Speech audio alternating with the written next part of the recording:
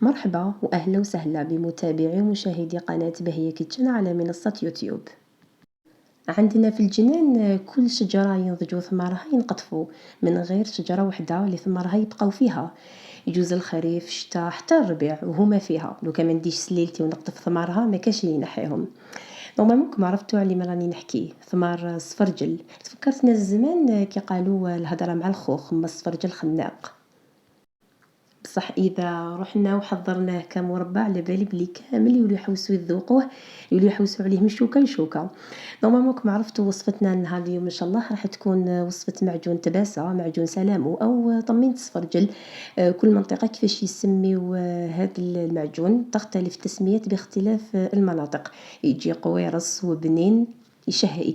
كانوا زمان يسربيوه في حنة العروسة، في المناسبات الأفراح، في الأعياد، في السهرة الرمضانية. يعني كل كانوا يحضروه ومعروف هو يعني مدة الاحتفاظ ديالو تشد حتى السنة.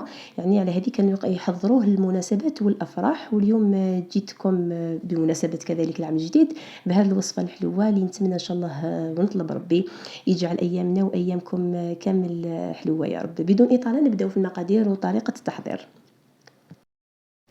بالنسبة لعملية تحضير معجون تباسة، يعني كامل المراحل وكامل الخطوات مهمين. ملي نبداو نقشرو فيه حتى وين نقطعوه نحتفظوا به ونقدموه، يعني لازم في كل مرحلة نحترموا هذوك القواعد هكذا باش في الأخير يجينا معجون بالطبع بريزونطابل، سواء من ناحية الذوق ولا الشكل أو اللون.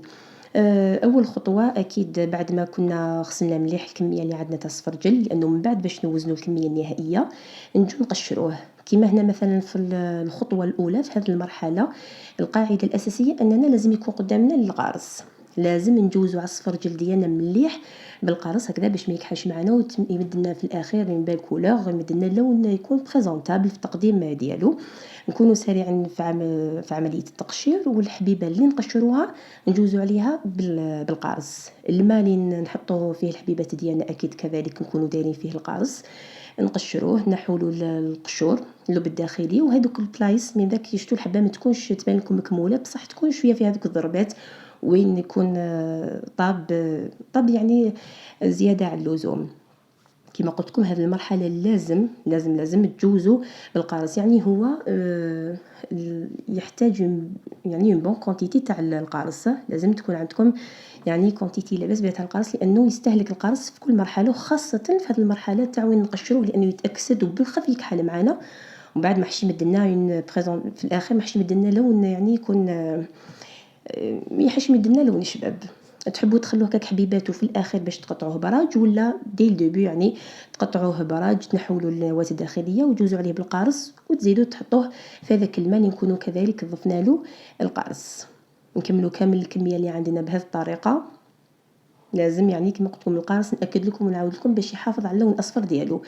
يعني اذا كان هو طايب مليح ما حش يتعبكم في عمليه التقشير ديالو. انا خليته يعني نحيته من الشجره، خليته زاد طاب شويه باش يعني باش نحضر به المعجون هكذا باش ما يتعبنيش في الطياب ديالو وما يطولش معايا وما يصمتش. هنا بعد ما كملت كامل قشرت لا كونتيتي اللي عندي، نحيت لها النواه كل شيء. درت في طنيجره الماء يغلي، نطيبوه في الماء ما نفوروش. نغليو الكميه اللي عندنا في الماء حتى يطيب من ربع ساعه حتى 20 دقيقه على حسب يعني نوعيه السفرجل اللي عندكم. نديروا له شرائح الليمون ونخلوه يغلي كما كنتم تشوفوا. كما كنتم تلاحظوا شوفوا يعني كي تستعملوا الليمون يقعد محافظ على اللون الاصفر ديالو. شوفوا هنا بعد خلاص يجوز انا هنا دالي 20 دقيقه يطيب. شوف بالسكين تلاحظوا بلي خلاص طاب كامل طاب. وانا قطعته هكا قطع صغيره عشوائيه، يعني تقطعوه قطع عشوائيه وتخلوه يطيب هكذا. راح يطيب بالخف ويدخلوا الطياب. نصفيه بعد ما يطيب نصفيه، وهذاك الماء نحتفظوا به كملاحظه بين قوسين. نحتفظوا بهذا الماء بالقشور باللب الداخلي باش في الفيديو الجاي ان شاء الله نتعلموا كيفاش نحضروا لا جيلي المنزليه. هنا أنا بعد ما خليته قطر مليح نجو نطحنوه بغا ميكسور. تحبوا بالآلة هذيك اليدوية تاع الزمان كذلك تقدرون. هنا جوزلو بالبغا ميكسور بصح شنو كي تجوزولو من الفوق، ماشي ترحيوه تقعدوا ترحيو فيه وتعاودوا كوم سوب هكذا باش تبقى لكم فيه هذيك الحروشيه. هذيك هي يعني البنه تاعو كامل يفما. ما ترحيوش يعني حتى يولي لكم كوم موس. جوست هكا تجوزوا عليه باش هذوك يعني ما يبقاوش هذوك الحبيبات اللي يزعجوا. ماذا بكم تحافظوا على ديك الحروشيه تاعو. انا كان عندي الوقت يعني نستخدم الاله اليدويه خير وخير. هنا نجو نوزنو. هنا باش نجو نوزنو كميه السفرجل اللي عندنا. هنا كما راكم تلاحظوا عندي حوالي كيلو تاع السفرجل. انا هنا عندي حوالي كيلو 108 غرام تاع السفرجل. شحال نعبروا له السكر؟ مثلا انا هنايا راح نوريكم السكر حجره كما الناس زمان كانوا يطيبوا بالسكر حجره، ونوريكم مثال على السكر العادي هكذا باش ما تخلط لكمش. الا استخدمتوا السكر الحجره ديروا عبر تاع السفرجل كما انا عندي كيلو مع عبر ونص تاع السكر الحجره. كما انا درت كيلو ونص تاع السكر حجره، وهذيك 108 غرام تقابلها نفس الكميه تاع السكر العادي. 108 غرام سكر عادي يعني عبر تاع السفرجل مع عبر يقابلها نفس العبر تاع السكر العادي. نورمالمون راكم فهمتوني. انا هنا قلبته في ريسيبيون يكون واسع شويه. حاولوا تخلطوا كامل هذاك، تدمجوا كامل هذاك المعجون مع السكر باش يذوب معكم. ما تدوش ديريكتومون فوق النار هكذا باش ما يتحرق لكمش السكر، يعني يكون مازال ما ذابش، وبالتالي المعجون ديالكم راح يمد لكم من بال كولور. هنا ثاني حنضيفوا له حوالي نزلوا كاس تاع لاتاي عصير الليمون. في هذه المرحله كذلك نديروا عصير الليمون هكذا باش يحافظ لكم على اللون ديالو. نحاول نذوب هذاك السكر من بعد باش نديروه في الطنيجره تكون خاصه غير بالمعاجن. هنا كنت تلاحظوا النار اللي مخليتها قويه حتى يبدا يغلي كذا باش ما يتحرقليش السكر، لانه كل شيء طايب. جوست هنايا نحاولوا يعني باش يتلاحم هذاك يعني يندمج وينسجم هذاك السكر مع السفرجل ديالنا عفوا. بالنسبة لمرحلة طياب السفرجل هي مرحلة جد مهمة، هي المرحلة الأهم في مراحل كاملة تحضير معجون التباسة ديالنا. علاش؟ لأنه إذا فوتوا له الطياب ويبس راح يجيكم في الأخير يابس، ما حش يجي طري وبنين. وإذا ما احترمتوش الوقت يعني ونحيتوه قبل وقت طيابه راح يقعد لكم جاري. هو سي فغي تقدروا تاكلوا بصح ما يوليش معجون سلامه، ما يوليش معجون تباسة.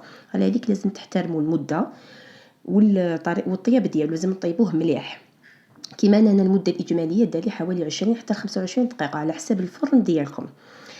المراحل الطياب ديالو كما شفتوا في الاول كان اللون ديالو فاتح والفقاعات ما كاش بزاف. هنا في المرحله الثانيه شوفوا اللون كيفاش بدا يتغير، الفقاعات بداو يكثروا لكن ثقل شويه لكن مازالوا جاري. شوف هنا في هذه المرحله لو كنت توقفوا على الطياب ديالو تنحوه من النار وتروحوا ديروه في الليمون ما حش يديلكم الشكل، لانه جوست ذوبتو السكر برك مازال ما طابش، مازال ما تلاحمش ونساجم هذاك السكر والسفرجل ديالنا مليح. في هذه المرحله خلاص ثقل معنا راهو يتباعد على الطنجره واللون ديالو تغير.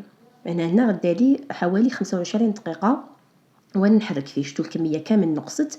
هنا طاب مليح نروح نديرو في سنيوه. اذا حبيتو عادي بزاف ديروا كامل الكميه. انا درت في سنيوه درت لها بابي كويسون. بعدها تحبوا ديروا كذلك في ليمولون سيليكون كما حبيتوا الاشكال. نغطوه ونخلوه يبرد نساوه كامل ليله ليلتين. انا نحتاجو ليلتين باش قطعتوه مقروطات درتو في الكيسات شبحتو بحبيبات البيستاج. نتوما تحبوا تشبحوا تزينوا واش حبيتوا، تحبوا ديروا له عقيق كيما تاع زمان نتوما. يعني التزيين اختياري، هي الصح كامل كي ينجح لكم في الطياب باذن الله ينجح لكم ان شاء الله. تبعوا فقط المقادير بدقه الخطوات خطوه بخطوه كل مرحله والقواعد ديالها راح يجيكم صدقوني. هو يعني تاع زمان يجيكم قويرص بنين وطري، هذا هو الاهم. يعني خلوه طري ويجي بنه من البنه ديالو تجي بنينه. الطنيجره اللي ديروها تكون طنيجره خاصه غير بالمعاجن. مده الاحتفاظ تحتفظوا به في ان بواط يعني مده يشد لكم حتى العام. تقدموا في المناسبات في الافراح في الاعياد في السهرات الرمضانيه. لانه انا شخصيا نحب يكون في طاوله ضمن الحلويات التقليديه ديالنا مثلا في الاعياد المناسبات الافراح الى غير ذلك. سورتو لكن كما قلت لكم قويرص طري وبنين ما شاء الله. كما كنتم تلاحظوا كذلك من خلال الصور يبان لكم كي المرايا كي الزجاج يبرق. ماهوش هذاك اللي ناشف، هذا دليل على انه او طري يعني دا حقه في الطيب سوا اكزاكت.